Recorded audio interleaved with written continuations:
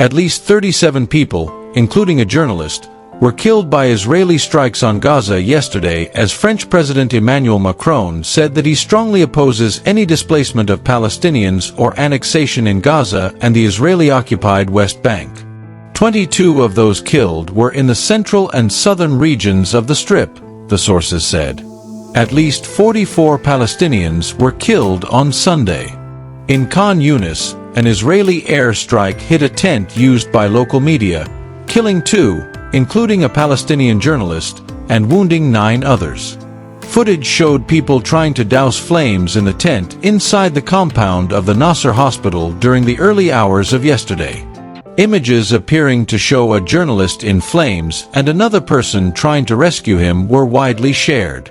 The Israeli military said in a statement it struck Hassan Asli, whom they described as a terrorist, who operates under the guise of a journalist, and a member of Hamas' Khan Yunis brigade.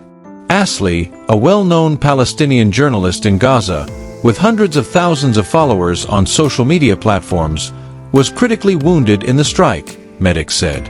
Ismail Al-Thawabta, director of the Hamas-run Gaza government media office, said Israel's accusations against Asli were false, adding that Asli had no political affiliation. A second Palestinian was also killed in the attack, Gaza medics said. Fakawi's death raised the number of journalists killed by Israel's campaign in Gaza to more than 210 since October 2023, according to the Palestinian Journalists Syndicate. In the occupied West Bank, Israeli forces yesterday shot and killed a Palestinian-American boy. An Israeli strike on southern Lebanon killed 1 person yesterday, according to the health ministry, with Israel's military saying it had eliminated a Hezbollah commander in the latest raid despite a truce. The Lebanese health ministry said in a statement that an Israeli enemy strike on the town of Taybeh, near the border, led to the death of 1 citizen. Lebanon's official national news agency, NNA, said the strike hit in front of a motorcycle repair shop in the town, in South Lebanon's Marjioun district. On Sunday, Lebanon said an Israeli strike killed 2 people in South Lebanon's Zibkin, as the Israeli military said it targeted Hezbollah operatives in the area. The strikes come after U.S. envoy Morgan Ortagus said in an interview broadcast on Sunday that Hezbollah and other armed groups should be disarmed as soon as possible, and that Lebanese troops were expected to do the job. Ortagus spoke to Lebanese broadcaster LBCI at the end of a 3-day visit to Beirut, where she met with Lebanese President Joseph Aoun, Prime Minister Nawaf Salam, Speaker of Parliament Nabi Berri, and other officials and political representatives.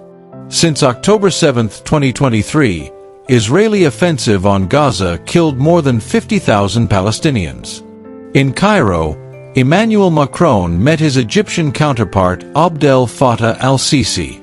We are firmly opposed to the displacement of populations and to any annexation of both Gaza and the West Bank, Macron said after the meeting. This would be a violation of international law and a serious threat to the security of the entire region, including Israel, he said. Macron said Palestinian Islamist group Hamas should have no part in governing the Gaza Strip and reiterated his support for a reconstruction plan for the war-ravaged territory endorsed by the Arab League. In January, Trump floated a proposal to move Gazans out of the territory, suggesting that Egypt or Jordan could take them in. Both countries, along with other Arab allies, governments around the world and the Palestinians themselves, have flatly rejected the notion. Trump later appeared to backtrack on the proposal, saying he was not forcing his widely condemned plan. Meanwhile, Israeli Prime Minister Benjamin Netanyahu was in Washington yesterday to meet Trump, whom he will likely ask for a reprieve from U.S. tariffs while seeking further backing on Iran and Gaza. Netanyahu becomes the first foreign leader to meet Trump in the U.S. Capitol since the Liberation Day tariffs announcement sent global markets crashing. He was also due to discuss the war in Gaza, following the collapse of a short-lived truce that the United States had helped broker. Efforts to restore the truce have failed, with nearly 1,400 people killed in renewed Israeli air and ground operations, according to Gaza's health ministry.